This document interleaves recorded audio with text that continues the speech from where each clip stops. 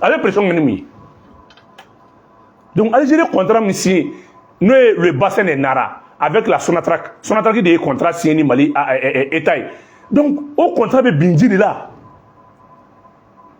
On dit que Qatar, Algérie, les Italiens, au lieu de la pression que, au lieu de donner CSP quoi fait, et au lieu de donner Yad quoi fait.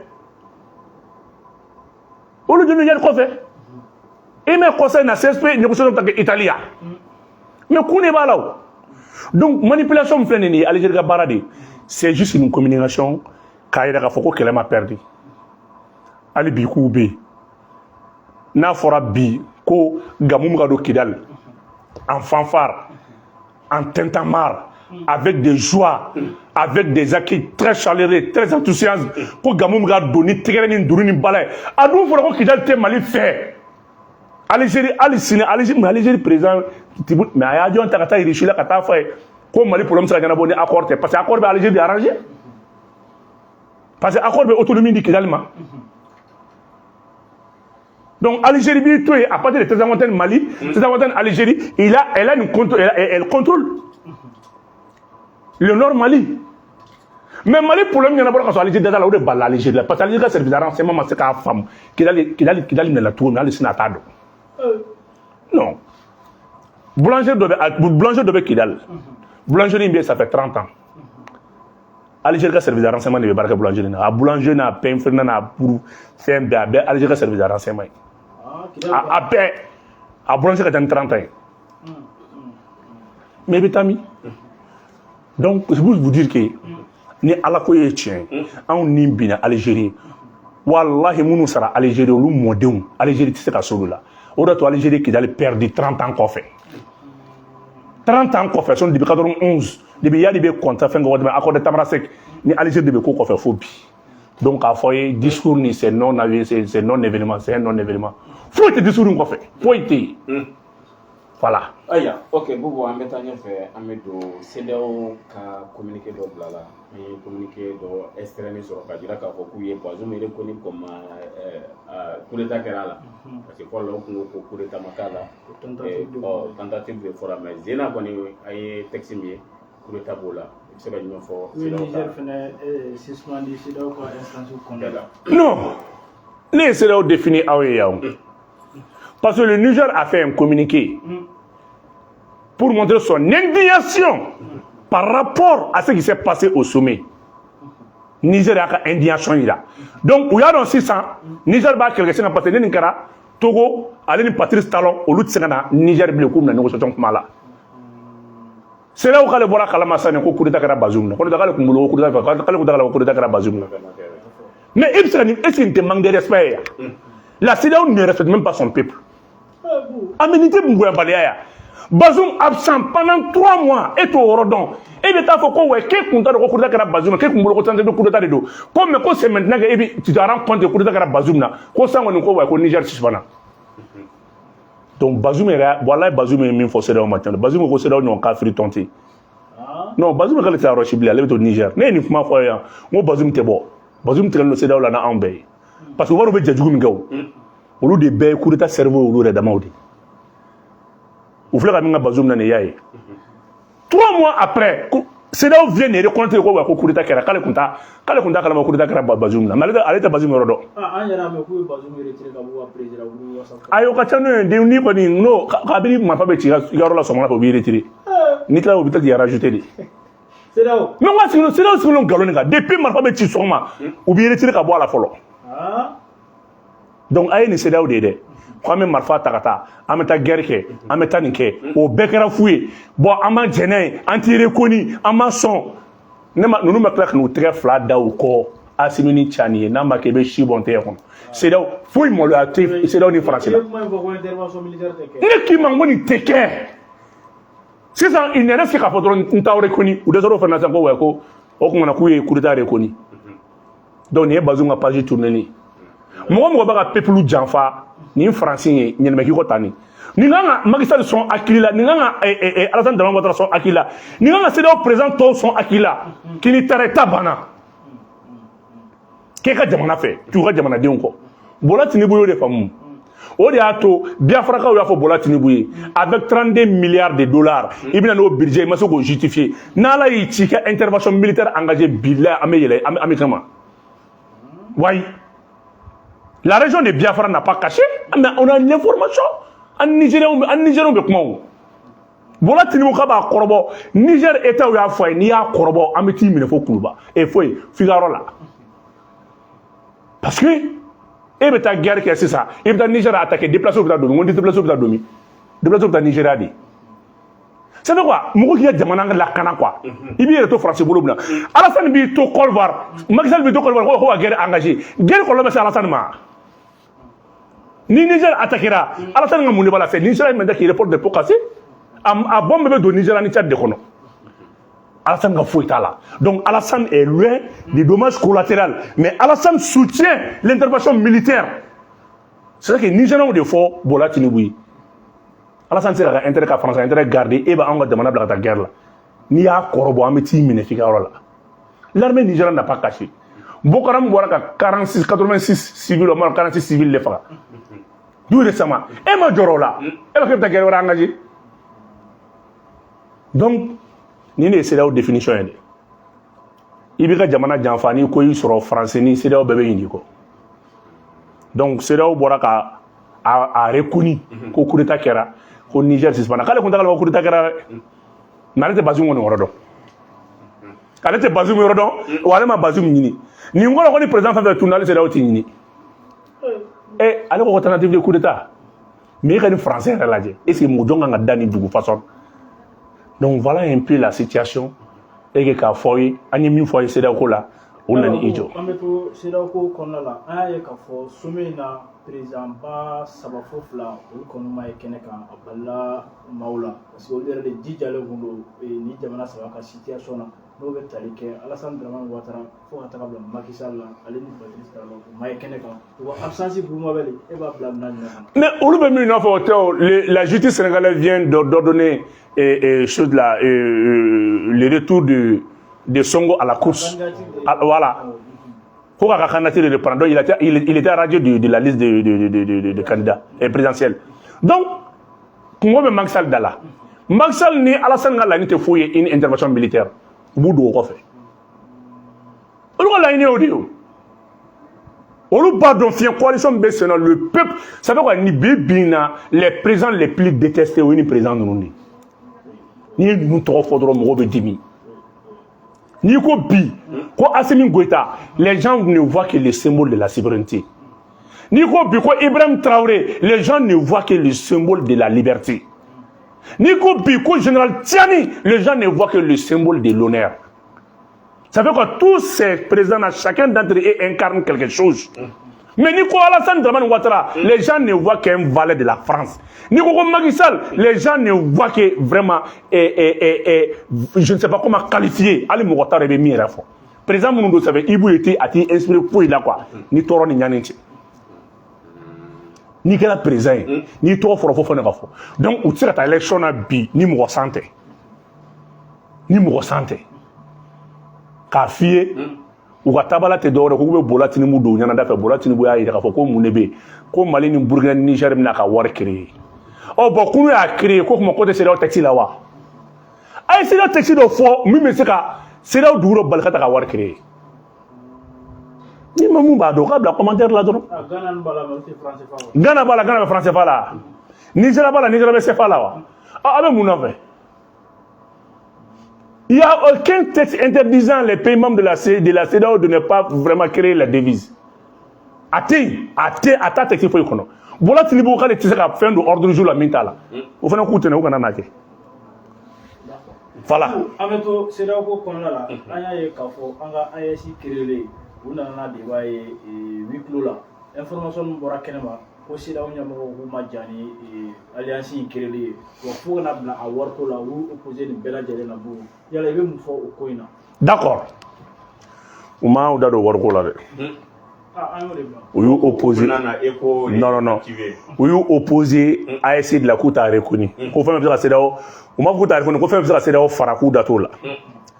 Ne ko ne bɛ aw ɲininka o G5 Sahel o, a bɛ CEDEAO ka prérogative ta wa a tɛ CEDEAO ka prérogative ta? G5 Sahel bɛ tali ka CEDEAO ka baara la a tɛ tali ka CEDEAO ka baara la. G5 Sahel tɛ sécurité ta la wa? Développement de G5 Sahel la wa? Sécurité tɛ CEDEAO la wa? Développement ta la wa? O tuma G5 Sahel ma créé CEDEAO sigilen ɲɛna wa? CEDEAO kumara. G5 ma créé parce que France b'o kɔfɛ donc o dagalen don. G5 militairement bɛ ɲɔgɔn défense b'a la, développement b'a la. Et intégration économique b'a la, G5 Sahel, les pays de l'Ibrahim gourmand, au bas kono, et qu'on a avec nous on demeure sur une fin chamana. Ni a français tara kata lobbying ke kata war mine kana apokale na G5 financier wo parce économique soutien économique b'a la. Mais G5 m'a créé donc G5 était tali que pseudo prérogative là. AEC devait tali là parce que AEC de France là intérêt prévoit. Mais nous nous on t'a tout dit. Et G5 créé là au nyana ko bi ou ma se ka terrorisme flafa. Je sais que la bo dungao ko wa ko terusu be gaw kale na ballabu je sais que ma kaya je sais que attaquer la avec propre camp kono je sais que attaquer la avec propre camp kono ka kla tun ka kla ka fotun ko wa ko saya ko terusu be nord la kale na bamako ala ni ballabu ko wallahi ka ballabu chena musofu ya donc abese ka ni fam tugo di o je sais que créer ko bi mais ko groupe wara te fara nyonga. Donc, nous il faut être en CEDEAO. J'ai AEC, ça veut quoi AEC création, il faut être en CEDEAO. Il faut être en CEDEAO. Il faut être AEC qui a avantage. Il faut être AEC qui a prospérité. On va prospérer comme il faut. Moi, je sais qu'il y a une date. On m'a comment un remarque, on m'a fait une fois, un remarque fait une fois. Quand patrie talon mena Bamako, un numéro me passe talon saratena. Mais un numéro me a sara. Médiation d'aller droit mon format ta droit. Non, les filles, on va te songana. Ani mwa chite kuma. BCAO directeur Fleni Abora et Burkina Kanamala. Le gouverneur de la BCAO, attends.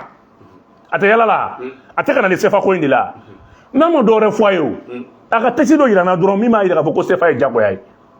Allez me déliminer qu'on fois dont d'abord Fabi Joasimima ouais votre croissance là a tellement élevé 3% 20% en temps là croissance de la 100%.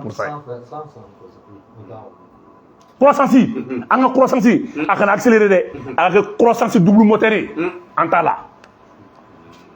Aya kuma be foka bala sinimi ko ngorta kalaje. Eh me kuma kele fina. Chao che discours ko la kwasi ma jo e kerfe ko asimi ya kuma asimi ko lom.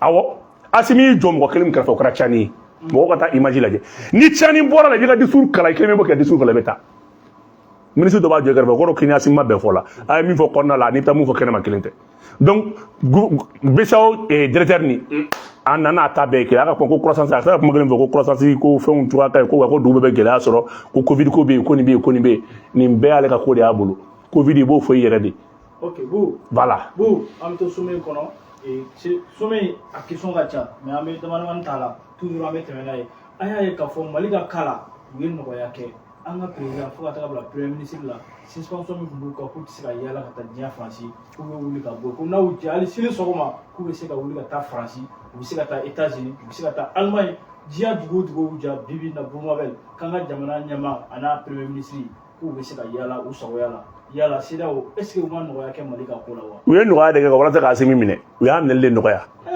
ni asimi mbora ka ta CEDEAO dugu do ko il a neta d'arrestation no ma ke be shi bonte ya kono do kana voyager ni asimi mbora ma fa kana voyager de asimi mana boyan ka ta CEDEAO dugu ko coopération judiciaire ba ni France tie o ba bla en o ba bla aux arrêts ni ala de tie o ba bla o ba mine do piège do mo ni ñoo piège be ya parce que c'est assistant ou kumbolo ko mali be bi wakati mali ma bi donc maintenant ku be interdiction de voyage wuli ka bo asimu ka nous na ni armée gloku ay do gloku na gloku la bo type d'arme do do on na OK an rek gloku bla kera fait 49 militaires et mercenaires ivoiriens même na dom na arme do ko mo bulo à portée 3000 mètres 3000 mètres 3000 ça fait 3 km.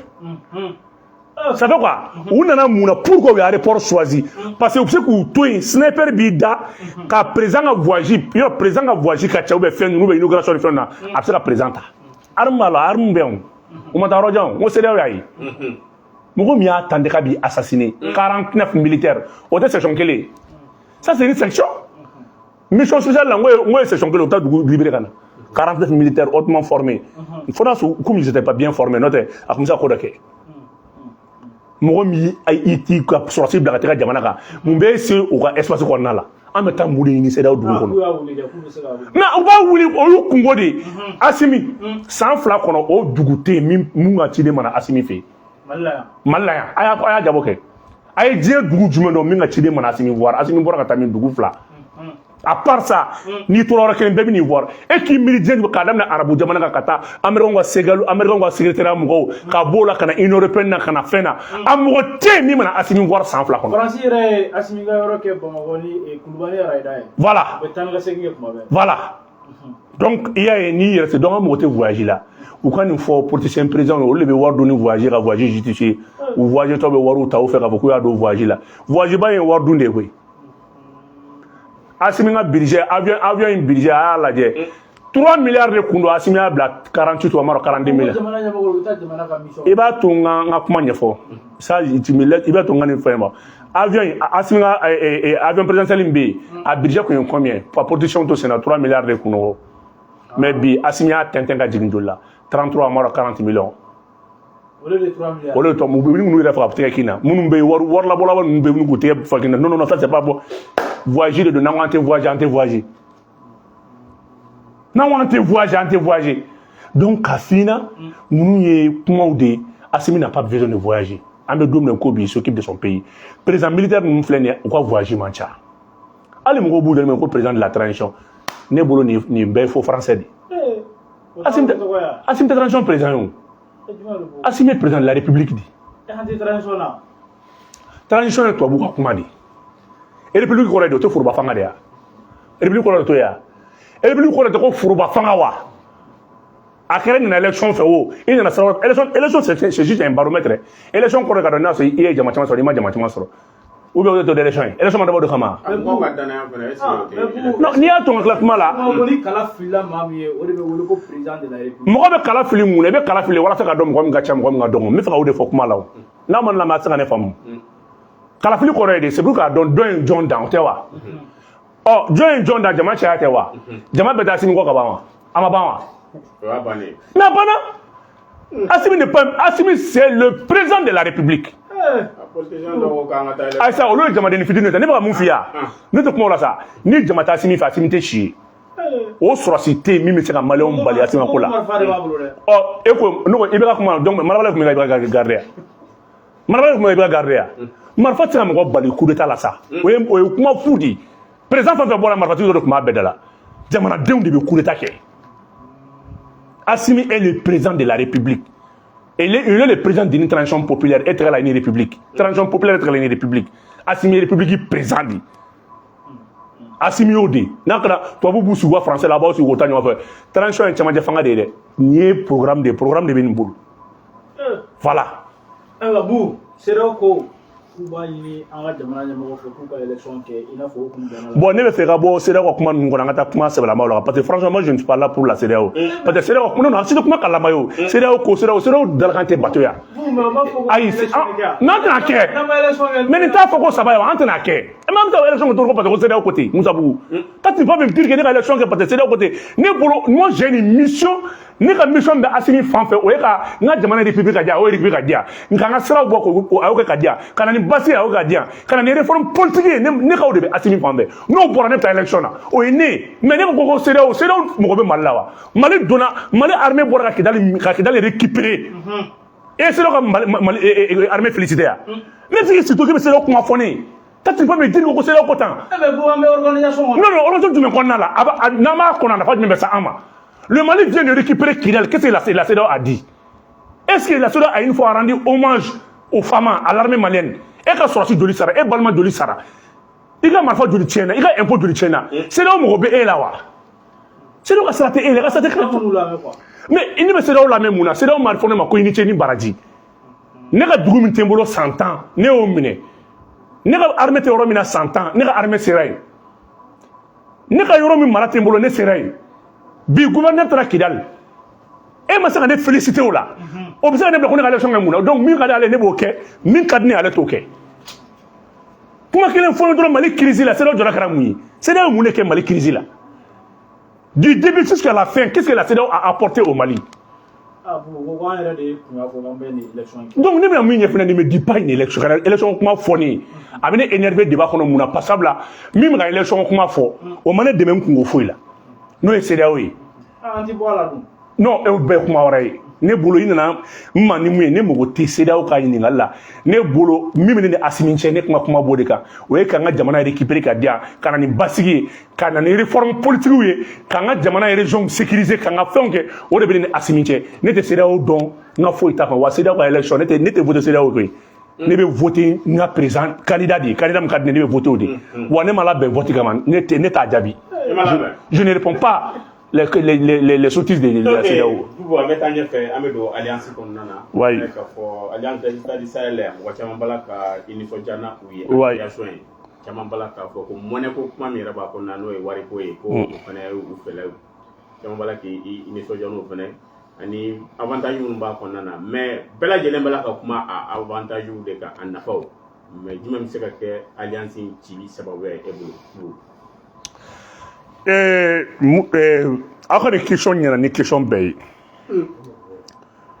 bɛɛ bɛ kuma alliance avantage kan mais mun kɔlɔlɔ bɛ se ka bɔ alliance la ko ko n'i b'a kɛ i kan ka pour et contre lajɛ c'est vrai bi l'alliance est nécessaire AES bɛɛ bɛ k'a nafa de fɔ wari ko an ka sanu ko an ka compagnie aérienne an ka passeport bɛ kɛ kelen ye nin bɛɛ tiɲɛ mais ne ko an ka jamanaw kɔnɔ Mali Burkina Niger mun de ye an bin k'an se coup d'état ma est-ce que an man k'o fɔ kɔnɔ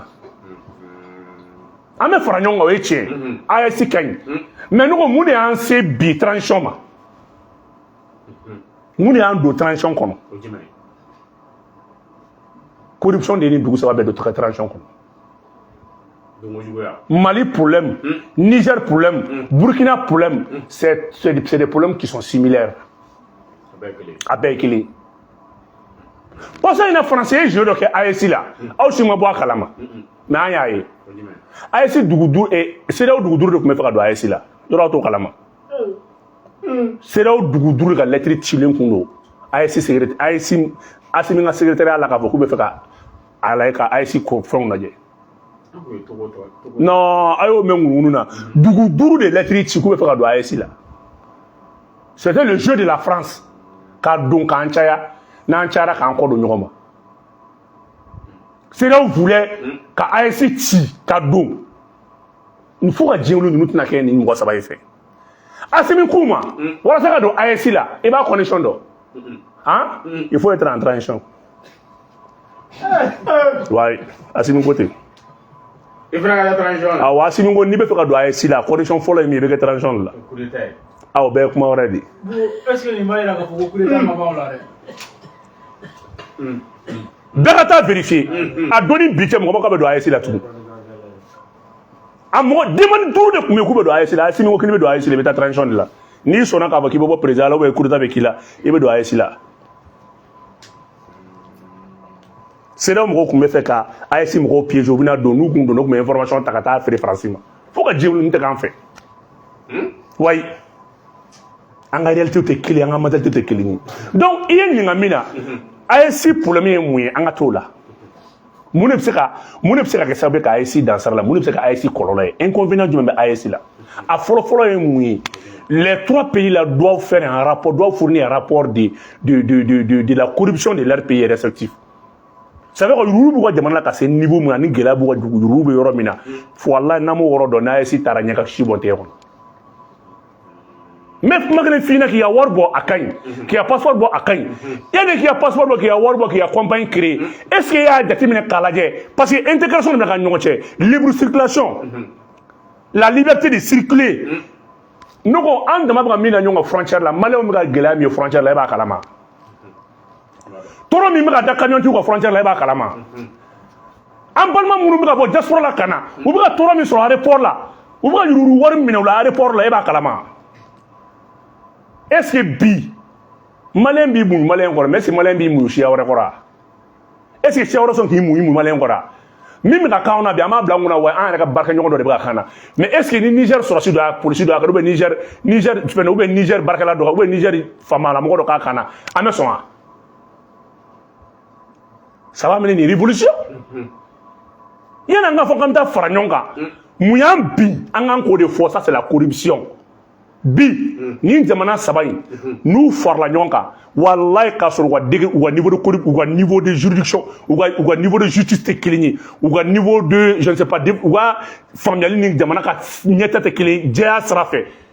N'a fora bi ko Burkina be ka do an ta Burkina autorité de ka fɛn dɔ ka anw na kan ko sara a bɛ AES ko yɛrɛ nɛgɛ bɔ an na parce que jamanadenw bɛna fɔ ko bon a taara an don fɛn na an tɛ ɲɔgɔn fɛ o ɲuman ye mun ye AES mɔgɔw ka taa lajɛ frontière la fana fɛn bɛ cogo di e ka bɔ baara tɛ mɔgɔw ni ɲɔgɔn cɛ a ye taa lajɛ tɔɔrɔ min bɛ ka da an yɛrɛ ka jamanadenw kan fɔlɔ maliyɛn yɛrɛ bɛ ka tɔɔrɔ min sɔrɔ a ka jamana kan a ye taa lajɛ aéroport la maliyɛn minnu bɛ bɔ kɔfɛ ka na u bɛ tɔɔrɔ min na bi a ye taa lajɛ est-ce que n'i y'o ɲɔgɔn da Niger kan ou bien n'i y'o da Burkina kan ko AES ko dan b'a yɛrɛ a b'a f'i ye ko non ko nin tɛ balimaya nin tɛ alliance ye parce que bila ne ka autorité min kɛ na e tɛ se k'o kɛ ne la donc a ye corruption niveau jigin AES kɔnɔ n'o tɛ AES tɛ taa yɔrɔ si. est-ce que a fɛɛrɛ dɔ tɛ an y'a ye kununko ni jamana saba a douane ɲɛmɔgɔw tun bɛ baara falen dɔ la Mali. Voilà i bɛ ka na n ka kuma ala ka barika dɔ la i bɛ ka na n ka kuma de la sisan i bɛ na n ka kuma de la sisan bari sabula ni an m'an sigi an ka kuma taabolo min b'an ka fanga tigilamɔgɔw la tɔɔrɔ min bɛ maliyɛn kan n'an ko an bɛ taa da mɔgɔ wɛrɛ kan maliyɛn bɛ min muɲu bilahi dugukɔrɔ mɔgɔ t'a muɲu maliyɛn bɛ tɔɔrɔ min na bi maliyɛn bɛ ɲani min na bi mɔgɔw bolo k'an bɛ ka transition soutenir ko an b'an kunfɛ de wallahi ne b'a fɔ maliyɛnw ɲɛna bi o tɛ tiɲɛ gɛlɛya bɛ transition kɔnɔ yɔrɔ dɔw man ɲi mais an bɛ mun kɔ bi ka ɲuman fɔ jamana k'a yɛrɛ sɔrɔ ni jamana y'a yɛrɛ sɔrɔ bilahi min ye min kɛ an b'a f'i ye anw ɲɛ bɛ ko tiɲɛna koyi dɔw bolo k'an b'an kunfɛ on est des vidéomans an bɛna an sigi don o don an bɛ tɛgɛrɛ fɔ on voit où se trouve le mal anw bɔra burusi kɔnɔ an ye maliyɛnw ka tɔɲɔ ye wallahi ni mɔgɔ mɔgɔ k'i ma ko yɛlɛma kɛra nkalon don à part la sécurité et la défense yɛlɛma foyi ma kɛ wallahi Mali kura ti tiɲɛ wallahi billahi tiɲɛ tɛ wallahi jamana bɛ ka bɔ bolo la de sinon min bɛ ka da mɔgɔw ka burusi kɔnɔ min bɛ ka da mɔgɔw ka tɔɔrɔ la a ye taa lajɛ vous pensez qu'an bɛ taa alliance la tan ka taa an bɛ ka min da ɲɔgɔn kan n'an ye nin da dugukɔrɔ mɔgɔ kan a bɛ kɛ kɔlɔlɔ ye n'a kɛra kɔlɔlɔ ye diɲɛ bɛ yɛlɛ an na donc a ye corruption kɛlɛ bi an k'an jɔ an jɔyɔrɔ les trois pays en transition a y'a lajɛ où se trouve le mal. Parce que AES sera abada en tant que justice uniformisée. Il faut qu'un Burkinabé puisse saisir un juge malien, un tribunal malien. Ça veut dire que ni le Burkina, ni manda Burkina Chara tira mola, il sera Mali Chara saisi. N'a y'o doit n'y c'est ça. On a Chara au béclé. Ni le Mali là, n'a ma jaillé, il sera Niger justice saisi. Ni un mec a fait outrage à Maïsra, à propos de Google. Billahi. U b'i minɛ k'i datugu ka tila k'i bila i bɛ ka yafa dili i tɛ ko bilahi ni masa Ramani cɛ to an bɛ ka tɔɔrɔ min b'an kan Mali problème ye min ye bɛɛ bɛ ka san k'i bolo jɔ Mali problème na Mali problème dɔnnen don seulement mɔgɔ de tɛ se k'a fɔ mɔgɔ si tɛ se k'a fɔ Mali kura si ɲɔgɔn i tɛ se k'a fɔ hali ni mɔgɔ min sara non le problème est connu an tɛ se dɔn Musa Bugu je t'en prie fara kan ni fɛn ninnu kɔnɔ u bɛ ka fɔ an bɛɛ bɛnna ni Mali kura ye jamana bɛ ka bɔ nɔgɔ la jamana fɛn bɛ ka tini mais fɛn min ye jamana bin o kelen bɛ sen na tɔɔrɔ ni tɔɲɔ ani corruption o bɛ sen na jusqu'à preuve de contraire il y a pas d'amélioration dans l'administration publique administration publique ma yɛlɛma système kɔrɔ min y'an bin o système kɔrɔ de bɛ yen hali sini mɔgɔw tɔɔrɔlen don en brousse mais n ko terrorisme bɛ daminɛ brousse kɔnɔna de la ka na terrorisme où évolue les terroristes? Les terroristes évoluent dans la brousse. Ni a mis terrorisme, on a mis brousse qu'on a de là. À ce qu'elle veut se doit qu'on a de moi. Moi, le terrorisme fort. Mais attaque parmi plus de 2500 attaques, on a des dans le coin de brousse. Donc on a attaqué dans le terrorisme non. Donc on a donc toro mimbe oluka namo toro laje. Nama fara alliance AES be ke échec ya mbulu. Basa mi ka min toro min da ɲɔgɔn kan Mali kɔnɔ n'an taara o da wali du wɛrɛ mɔgɔ kan Niger k'a lajɛ a ka corruption a y'a kɛlɛ k'a da niveau jumɛn na Mali k'a ta lajɛ Burkina k'a ta lajɛ an ka juridiction kelen dilan o ye mun ye Mali ɲɛmɔgɔ Mali directeur bɛ se ka sigi Niger barakɛyɔrɔ dɔ kunna Niger o bɛ se ka sigi Burkina barakɛyɔrɔ dɔ kunna pour la plus grande transparence n'a y'i diya ni ko dɔ kɛr'i la tu peux saisir un parquet du Niger ni yɛrɛ b'a dɔn ko dɔ kɛr'i la il faut qu'an ka texte réformer ka texte réformer an ka procédure pénale ani an ka code pénal an k'a bɛɛ kɛ kelen ye ni n'a fɔra ko Niger ko min man ɲi o kelen man ɲi Mali la o kelen man ɲi Burkina i se ka jamana fara ɲɔgɔn kan wa intervenir kelen ka sɔrɔ u ka sanction tɛ kelen ye o tɛ se ka kɛ dɛ e tɛ se ka fara ɲɔgɔn kan k'a ka nafolo ye kelen a ka wari ye kelen a ka passeport ye kelen a ka jamana devise ye kelen ye alors k'a ka jamana sariya bolo tɛ kelen ye o bɛ se ka kɛ cogo di taa Union européenne kɔnɔna la kɛ ni dugu kelen sanctionné bɛɛ de sanctionné a sanction bɛɛ ye kelen ye mais n'a nana buguri kɛ ɲɔgɔn ɲɛ la parce que ni Assimi ma jigin dugu ma ka taa dugumala lajɛ Assimi ye minnu bila baara la o tɛ ka baara kɛ dɛ non Assimi ye mɔgɔ minnu bila dugu ma n'an m'a fɔ n ye n kali fɛn min na o ye masa ye an ye Assimi janfa parce que tout ce qui se passe en bas en réalité le rapport ne vient pas comme il faut ne de b'a fɔ ni transition ye gɛlɛya sɔrɔ bi ne fɔlɔ de y'a victime fɔlɔ ye ne tɛ se ka n ka vie lajɛ mɔgɔ si bolo ce qui se passe bilahi fɛn bɛ ka kɛ dugu ma ani min bɛ ka fɔ sanfɛ kelen tɛ danaya kɛra ka da mɔgɔ min kan u bɛ ka tɔɲɔli kɛ tɔɲɔli bɛ ka kɛ dugu ma bilahi n'i bɛ mɔgɔ fɛ i bɛ tiɲɛ fɔ a ye ni AES tiɲɛna don o don an bolo fo k'an sa diɲɛ bɛ wo de tiɲɛ na wa corruption o de y'an kelen kelen bɛɛ bi corruption de ye Burkina bi corruption de ye Mali bi corruption de ye Niger bi c'est des pays c'est des problèmes similaires n'an ko an bɛ taa don alliance la an ka dugu sariyaw ni dugu taabolo ani dugu administration publique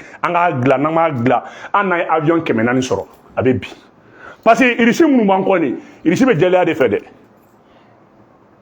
irisi ko ko jɛlenya chinois ko ko baara indien ko ko baara olu se ko dugu to yen k'u ka dugudenw bila ka na baara la anw fɛ yen anw bɛ sonyali la o tɛ sɔn dɛ ça ils sont pas du tout d'accord donc AES ka échec bɛ sɔn ka bɔ corruption de la la corruption a élevé des niveaux la corruption a avancé des pas a ye menacé ka bɔ a la fɛn bɛ ka bɔ a la minnu bɛ ka tɔɲɔli kɛ a ye kumaw fɛ u k'a dabila dɔ se ka sa fɔrɔn na dɔ k'i sigi duguba kɔnɔ ka dɔ tɔɲɔ a tɛ se ka kɛ o maliyɛn tɔɔrɔlen don maliyɛn sɛgɛnna mais maliyɛn bɛ k'i muɲu barisabula mɔgɔw bolo dɔrɔn ninnu ye vidéo mani ye dɛ u bɛ n'u sigi don o don wayi Assimi wayi Assimi ka ɲi mais e min fana bɛ ka fɛn an bolo kan ka Assimi ɲɔgɔnna de fana kɛ o mɔgɔw tɔɔrɔlen don mɔgɔw bolo kan tɛ ko tiɲɛ kalama an bɛ ko tiɲɛ bɛɛ a bɛɛ n'Ala na kala an bɛ fɛn kalama ni jamana sumara don o don an b'a fɔ je te jure k'an t'an to kumaba la min ye min kɛ min maralen bɛ min bolo an b'o dɔn min bɛ ka min kɛ an b'o dɔn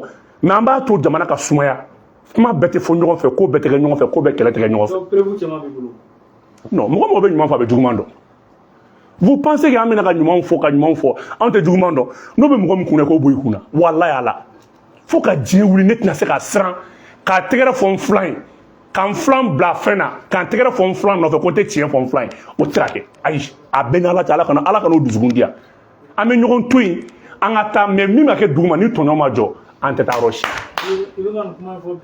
mais n bɛ k'a fɔ ni fanga ye n yalala n y'a ye dɛ moi je ne suis pas un journaliste un chroniqueur un activiste sur place ne bɛ yala de o ne tɛ maliyɛn ka tɔɔrɔ ta ka taa lajɛ de ne ye min ye ɲɛna n bɛ k'o fɔ min kɛra kunun mun de bɔra politique la ka na ne ye politicien kɔrɔ de ye o anw ye erreur min kɛ o erreur kelen de bɛ ka kɛ tugun mɔgɔw bɛ ka taa fɛnw kɛ parce que i b'a dɔn ko fɛn dɔ bɛ kɛ transition kɔnɔna la n'o tiɲɛ ma fɔ a ma i b'a dɔn n b'a ɲɛf'i ye Musa a kɛ i n'a fɔ ni dutigi bɛ étage sanfɛ denmisɛnninw bɛ kulonkɛ la dugu ma u bɛ ka ɲɔgɔn bugɔ n'i ko mun bɛ yen u b'a fɔ foyi tɛ yen u b'u bolo biri dɔ in da la o de b'a kɛ mɔgɔw la o c'est ça que ni min kulera ni faamaw nana ka fɔ ko mun de bɛ yen u b'a fɔ non foyi tɛ yen ni ne kɛra tan u bɛ kuma dilan dilan alors qu'en réalité ça ne va pas donc an bɛ min fɔ Assimi a ka jigin a ka taa dugumala lajɛ mɔgɔ si tɛna ka vie to yen k'a fɔ k'an ka to k'an sigi dɔ ka dɔ tɔɲɔ sɔn i ye mɔgɔw tɔɲɔ i bɛ ka tile la k'o tigɛ mɔgɔw bɛ ka mɔgɔw tɔɲɔ Assimi tile fana la an tɛ jɛn n'o ye dɛ Assimi ka jigin a ka taa dugu ma